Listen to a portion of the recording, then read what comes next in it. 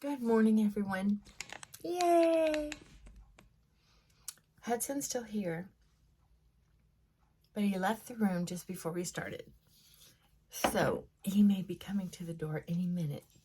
Especially if I shut the door, he can sense it from wherever he's at. Just like Frankie. They don't like shut doors at all. So funny. They want to make sure they have access. Okay, so I hope y'all are having a good morning. It is another beautiful day here. The humidity's not real hard, and the temperature's just perfect. I think low 80s, I think, is what it's going to be today, like it was yesterday. I didn't do a lot in the yard yesterday because I got a little cabin fever and decided to give into it, and I went out shopping. I went to Marshall's and Beal's. I was just feeling like doing something a little different, and I had a really good time. I chit-chat with different people and, you know, just say, oh, that looks good on you, or what do you think of this? Or have you ever worn this style before? Just little questions here and there. It's not like I'm trying to make a scene, but it's a nice way for someone who's an introvert like me to get my fix. Okay, so I want to, oh my goodness. I want to say hello to Melissa and Diana and Linda and my Chrissy and Carol and Rose. And a special shout out to Natalie, the beauty diva. Want to just tell everyone to lift her up in your prayers. And one of the things that, I just met her on her YouTube, and my gosh, what a beautiful woman. Just vibrant and full of, excuse me, vigor? Is that the word I'm looking for? You can just tell the light's on the inside. So, what a lovely lady, and I subscribed, and I encourage you to, as well as to Rose, makeup artist, get subscribed to her. I know you are. You know, when I get really sick, it's not that I just need prayers for healing, because I'm the type of person I am. Healing isn't always instantaneous. Sometimes it is. But very often what I need is the fear to be lifted, the frustration to be lifted, for people to come around and lift me up, even if it's just one person coming to my door to see if I need anything. When I'm sick, I'm vulnerable, and I will very often accept help when I'm really feeling vulnerable. That's not the right one. I have this new headband. It's got rubber on the inside. I got it from Dollar General. So back to that. So when I pray for someone, I pray that they should be healed from the inside out, and have people, places, and things in alignment from the outside in to help support, encourage, and comfort. Excuse me. I think that's really important. When we shared that we had a concern of fear, or the facts said that we could die, that's one of the biggest, well, I'd say it's the biggest thing we're ever going to face. And it can be startling to think, oh, it's here. Holy crap. Because we know it's coming. We know it's coming.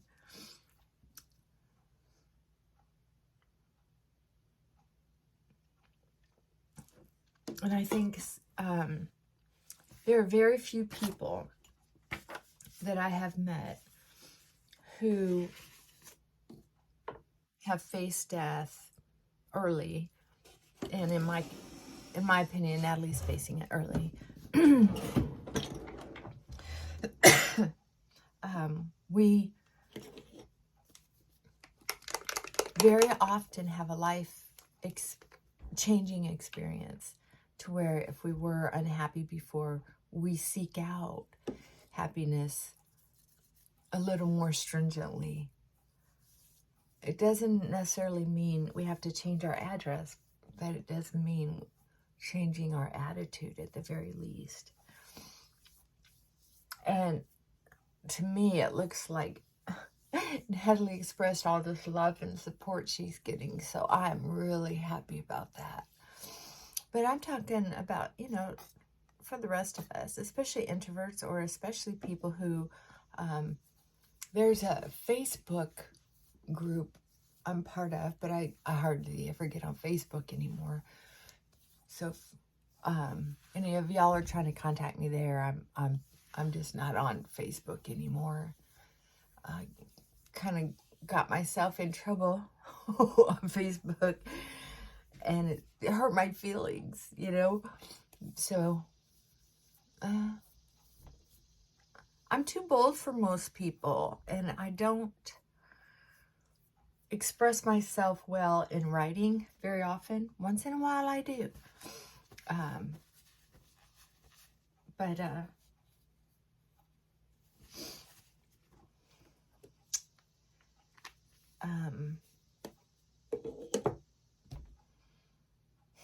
I've really simplified my life, because there was a time when I thought I was going to die. Well, actually, a couple times.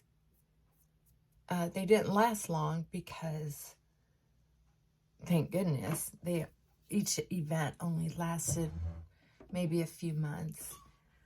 And things got better.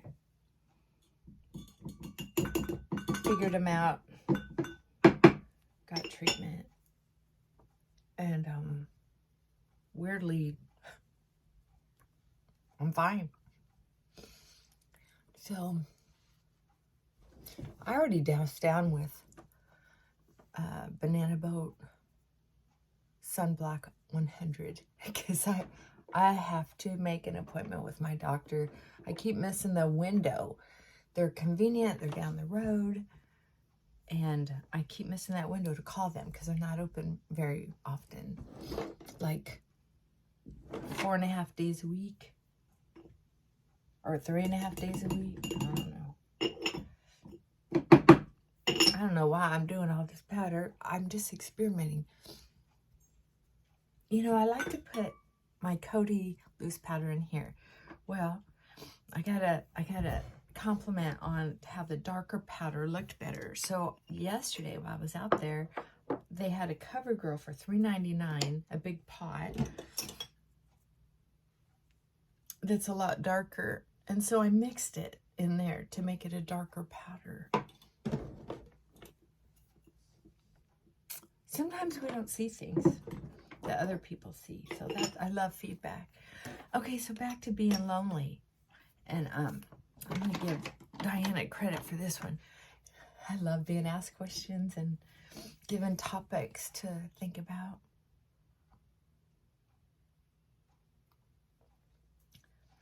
So I think there are a lot of points to be made about not being lonely, or being lonely and what to do about it. There are some people, like Natalie, who are lucky enough, it looks like, to have support and encouragement. What a great role model for that. And she shows gratitude towards them.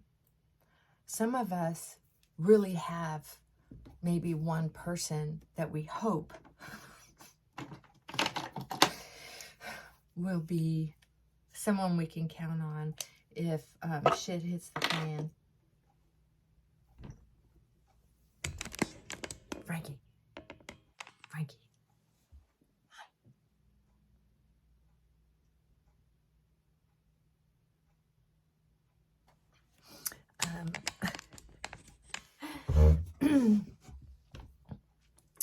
So, and some people have relationships with people that if you put in some effort, those relationships can be restructured and maybe be more substantial, being fed. I have invisible eyebrows. So, but it's good enough for the yard, I can tell you that. So sometimes we do have a support system. We just don't acknowledge it because we've been hurt by those people, or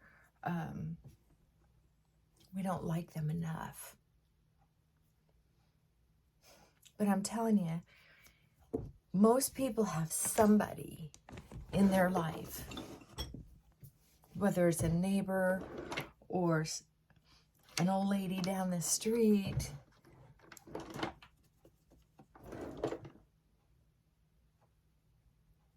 most of us have someone in our life that we could start to build some kind of communication with.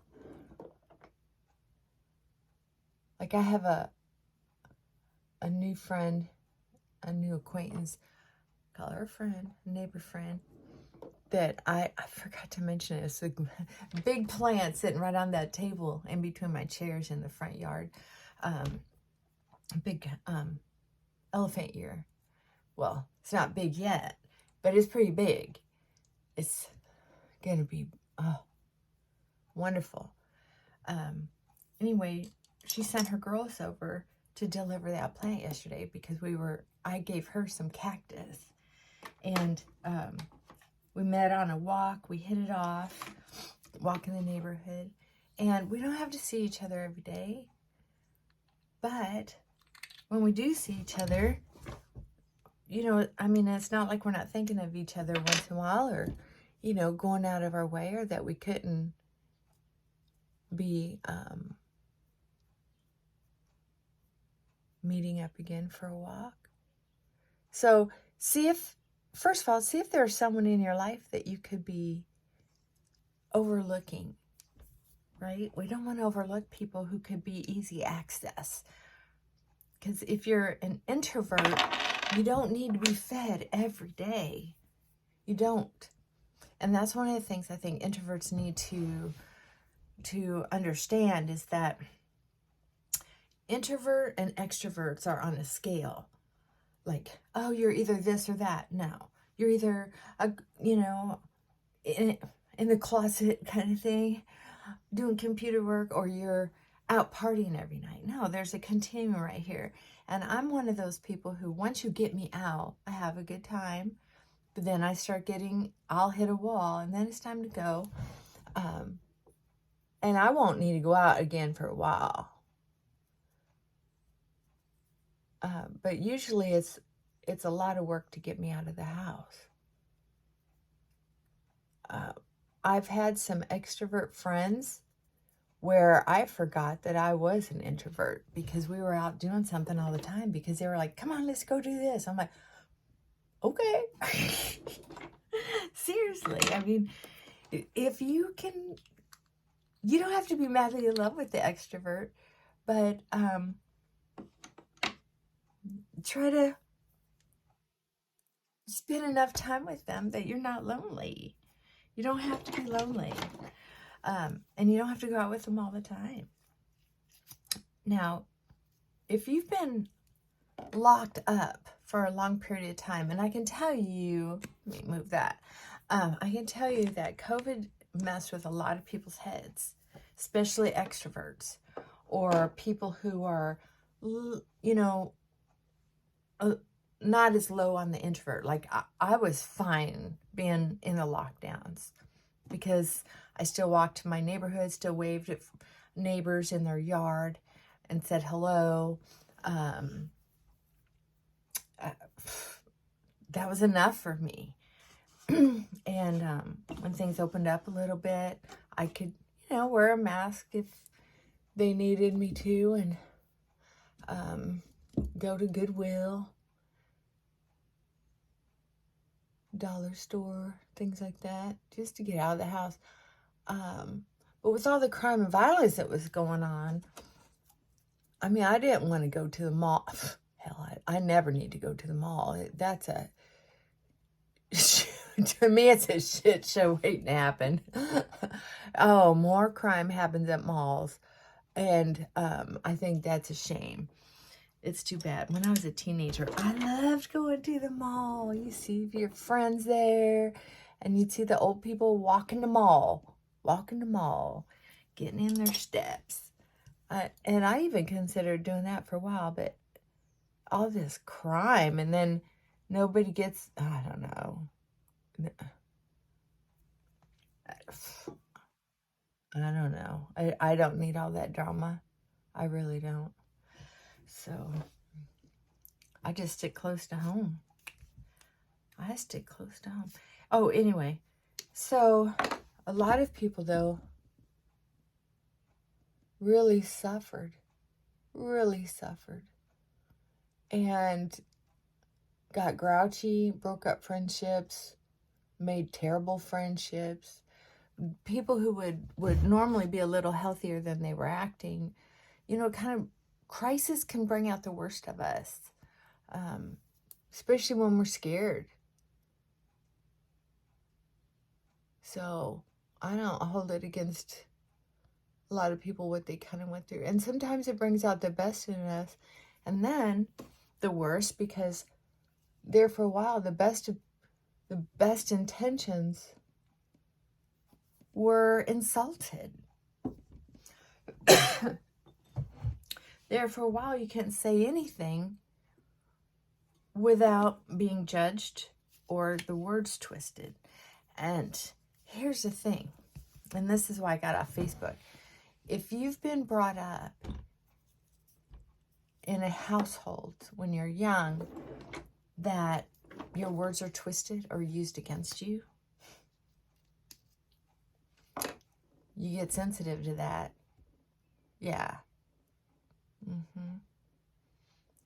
And you understand gaslighting pretty quick. Like, hey, that's not true.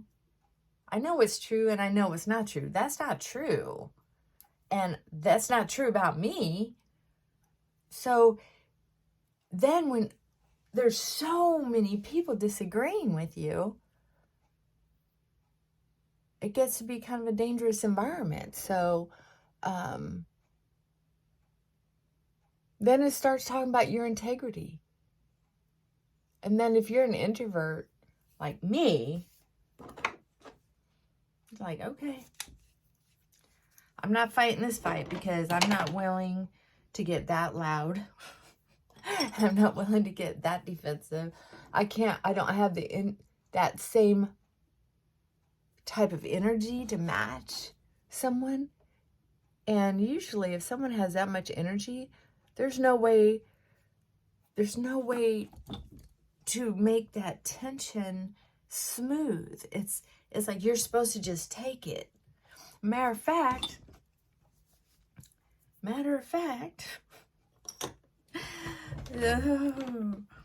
that's what they were teaching therapists, right? They were saying, if you have a client who wants to yell at you,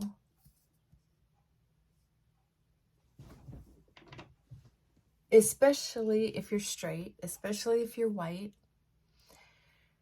especially if you're male, you're supposed to take it. And they were having these classes, and you can find them. Look them up online. I'm not lying. Simple Practice still has them, and I have the Simple Practice program to help with my booking and billing. It's called colonization, where we're supposed to, if we have a client who wants to yell at us about whatever, we're supposed to take it. And they teach you how to take it with grace and compassion. And I'm thinking, I know gaslighting when I see it.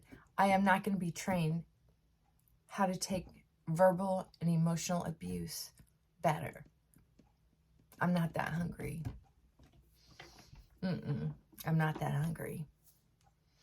I'll go back to working with, and I work with the 1%ers. And what I mean by that is I work with people that most counselors would be very intimidated by, right? I work with some powerful, energetic people, but I am not going to die. And this is where death can be such a teacher, is do you really want to die being insulted on a daily basis or on a weekly basis, depending on how many you have on your workload or how many you have in your family that think they can get away with treating you like that? So, I'm just gonna, what do I have in here? Oh, you know what? I love this lip gloss, but it doesn't last very long. So I'm gonna put on a,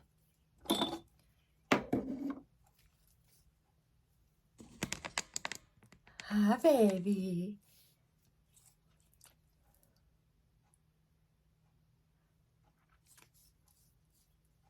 The idea of death, facing death, can be pretty important.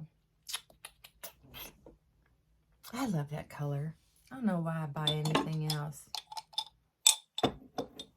Except I like my mauve just a little bit better. It's such a pretty color. And I like to soften up with this.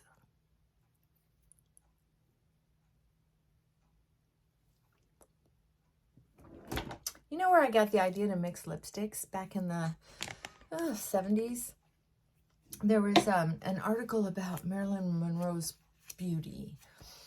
And they were saying that she mixed lots of lipsticks to get just the right color for her, whatever mood she was in or what have you. And I just thought that was so neat. So I've been mixing lipsticks for a long time. That's about as fancy as I'm getting. And I'm going to put a couple bobby pins in here because my hair will come down on my face, just a little hair, and it'll give me the weebie-jeebies because I think it's a bug. So I'm going to put some kind of clip there. Those are in the bathroom. I don't have them in here. So I wanted to tell you that I don't know. He started doing that a while back where he's just acting like he's dying or he's dead. He's so bored with mama. So loneliness is sort of this come to Jesus topic. You have to decide how important is it to continue doing what you're doing what's in your comfort zone. Get some mascara on my hair. Or doing something different. And it takes a lot of work to do something different. Not feeling lonely, to me, is a combination of things too. It's not just getting out and socializing, like going to Goodwill, walking around and chit-chatting. It also has to do with feeling intensely, incredibly, and awfully, that's a clinical term to me, awfully lonely sitting right next to someone you're living with.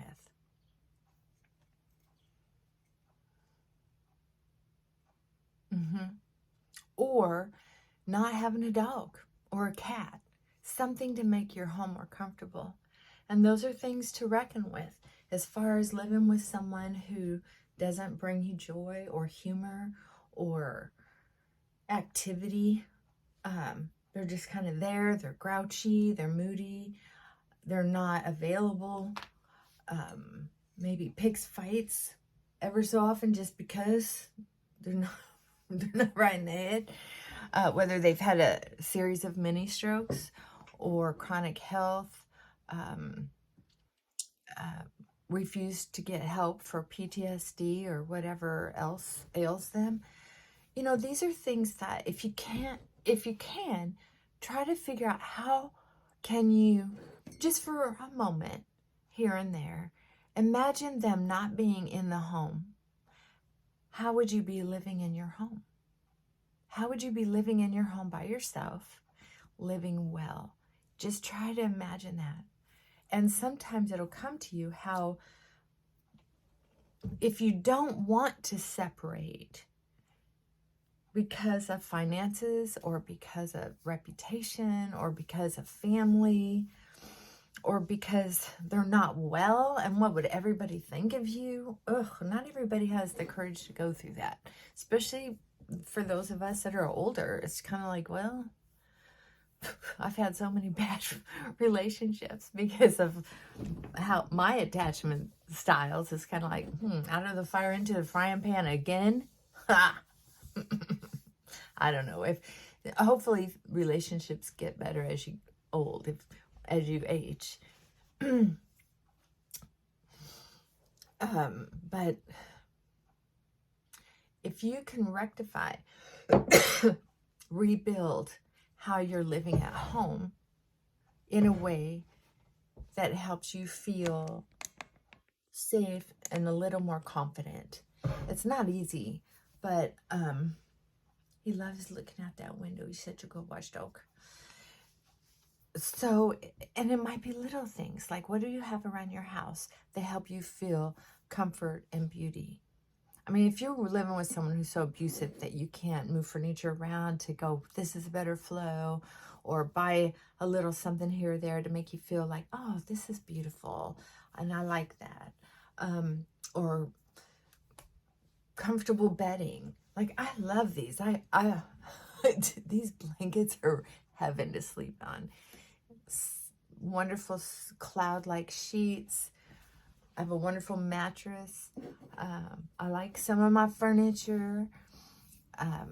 Little things like that that make you feel like your home isn't such a lonely place. That's important. So it's sort of like this balance. Am I getting enough outward social stuff? And am I feeling at home enough? Hey, not in public, please. So think about the combination of things that are going on. Being lonely isn't a cookie cutter thing, and it isn't the same for everyone. I remember when I was a teenager and I had my first apartment. I think I was 15, and I was being helped by the CETA program, and it was for children who were supervised by the court because supervision was taken away from the parents. I mean, that's long story short. And a friend of mine came over, Crash. He was part of the group that I used to party with. Yes, I know, I was young. But those of you who have been there, done that, you know what I'm talking about. And I was really protected. I mean, I was very blessed. I think because I was so little and so young when I started partying, people were just like, this little lost child. I mean, I was so lucky because I was always so tiny. I'm not now. I grew up, but I probably was, I don't think I passed 100 pounds till I was 17. Yeah. And then I started growing taller and gaining weight. Anyway, so just scraggly thing, not very pretty. A waif, a street urchin.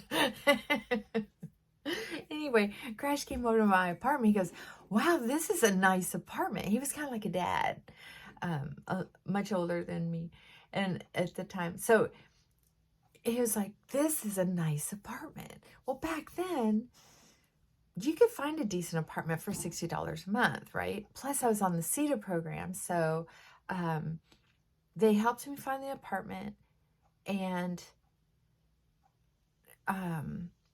they helped me find a job, and they helped me get my GED. So I got paid for going to class, you know, a couple hours a night. I got paid for working full time. It was minimum wage, I think. and I had affordable housing in this cute little apartment in an old Victorian home, along with 5 other apartments. I think it was a big home. Anyway, so he's like, you know, one of the things you need to do is learn how to entertain yourself. You're going out and partying too much. You need to slow down. You're young and you don't want to get hurt. And, you know, I know it's fun. It's fun to watch and everything, but, you know, sometimes you need to stay home and rest. And I was getting in trouble with my landlord because I was having parties at my house and acting like everybody's big sister. I didn't realize how small and scrawny I was, and I acted like I was a tough biker chick. It was funny. Ugh, kind of embarrassing now. Yeah, life of the party.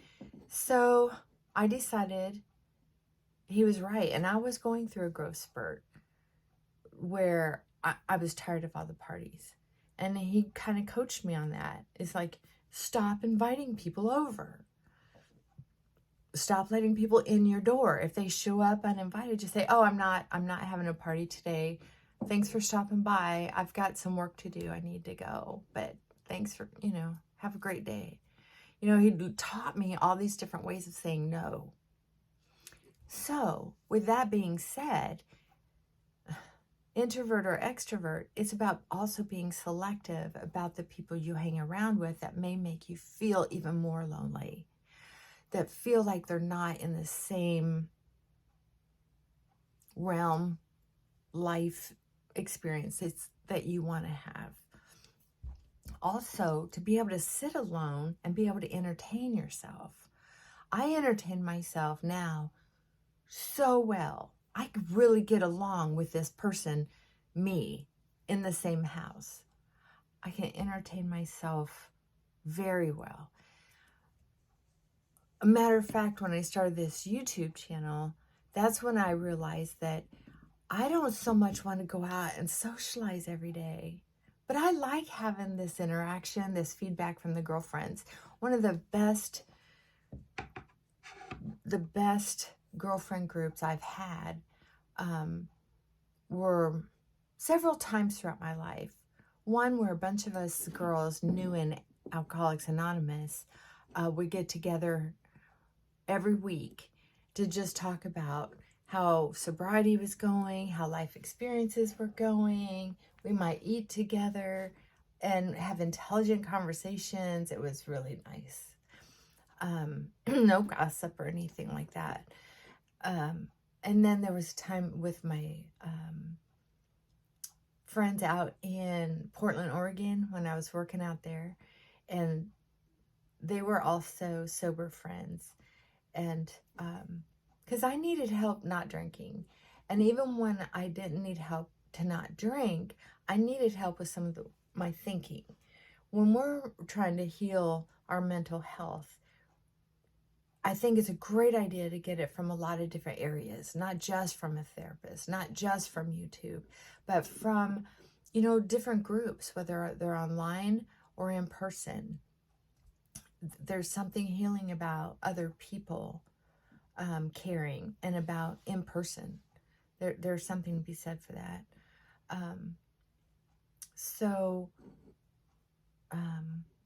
I do need to go and get out in the yard, but I hope I've kind of made it discombobulated enough for some of us to understand. Is that, oh, and I told you about the knitting group I was a part of that my friend Annette invited me to.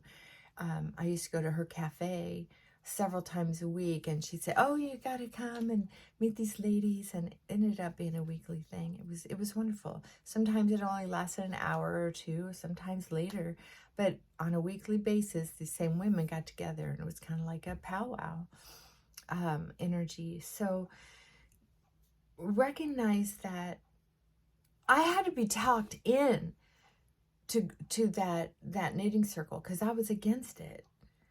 But it turned out to be great.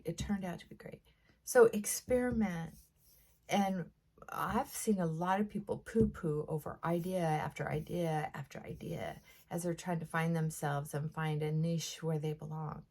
But if you don't experiment, you don't know. And I did not knit. I knitted a few times. I knitted one thing, and then I crocheted a couple things. But most of the time I sat there and didn't even have a craft in my hands. I just sat and visited. It was wonderful. So keep an open mind on stuff. So it's about being able to entertain yourself alone in your home, making your home comfortable so you're happy to be there. Trying to tune out people who are difficult and recognize you can still take care of you whether they're in the house or not. Being able to force yourself to go out on occasion to low stress environments. Like, to me, Goodwill's low stress because they play some good 80s, 90s music at 70s, 80s, 90s music at the Goodwill I go to. And I'm dancing in the aisle when nobody's looking. I'm going and singing, and other people too. It's just such a great place. And make sure that, if you're going to go to a high stress environment, you don't stay engaged with, people in an intense way that are disagreeable, right? Seek out people who are friendlier. And if you experiment with going out with somebody and it's not going well, be graceful about it, and then you don't have to do it again.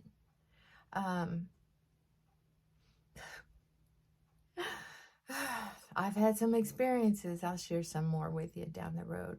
But anyway, I hope you got something out of this. I've got to get out in the yard because between the weather and me playing hooky from yard work yesterday, I've got a lot to do.